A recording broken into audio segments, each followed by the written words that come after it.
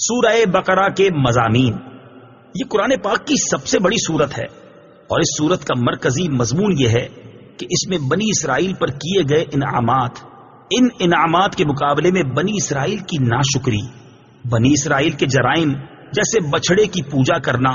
سرکشی اور عناد کی وجہ سے حضرت موسیٰ علیہ الصلوۃ والسلام سے طرح طرح کے مطالبات کرنا،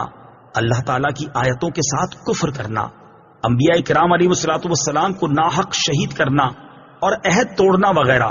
گائے ذبح کرنے کا واقعہ،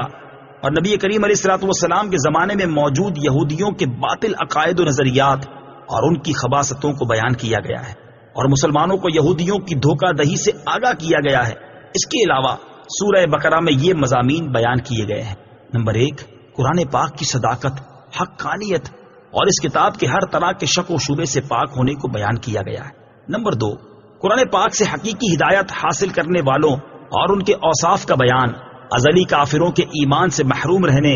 اور منافقوں کی بری خصلتوں کا ذکر کیا گیا ہے۔ نمبر 3، قرآن پاک میں شک کرنے والے کفار سے قرآن مجید کی صورت جیسی کوئی ایک صورت بنا کر لانے کا مطالبہ کیا گیا اور ان کے اس چیز سے عاجز ہونے کو بھی بیان کر دیا گیا۔ نمبر 4، حضرت آدم علیہ الصلوۃ والسلام کی تخلیق کا واقعہ بیان کیا گیا اور فرشتوں کے سامنے ان کی شان کو ظاہر کیا گیا ہے۔ نمبر 5، خانہ کعبہ کی تعمیر اور حضرت ابراہیم علیہ الصلوۃ والسلام کی دعا کا ذکر کیا گیا ہے۔ نمبر 6، اس صورت میں نبی کریم علیہ الصلوۃ والسلام کی پسند کی وجہ سے قبلہ کی تبدیلی اور اس تبدیلی پر ہونے والے اعتراضات و جوابات کا بیان ہے۔ نمبر 7، عبادات اور معاملات جیسے نماز قائم کرنے، زکوٰۃ ادا کرنے، رمضان کے روزے رکھنے، خانہ کعبہ کا حج کرنے، اللہ تعالیٰ کی راہ میں جہاد کرنے، دینی معاملات میں قمری مہینوں پر اعتماد کرنے، اللہ تعالیٰ کی راہ میں مال خرچ کرنے، والدین اور رشتہ داروں کے ساتھ سلوک کرنے،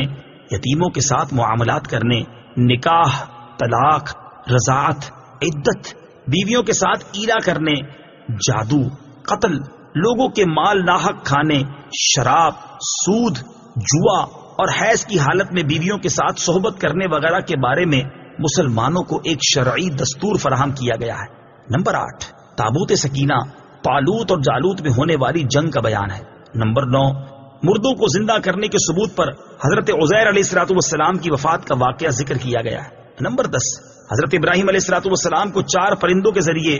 مردوں کو زندہ کرنے پر اللہ تعالیٰ کی قدرت کا نظارہ کروانے کا واقعہ بیان کیا گیا ہے۔ نمبر 11، اس سورت کے آخر میں اللہ تعالیٰ کی بارگاہ میں رجوع کرنے،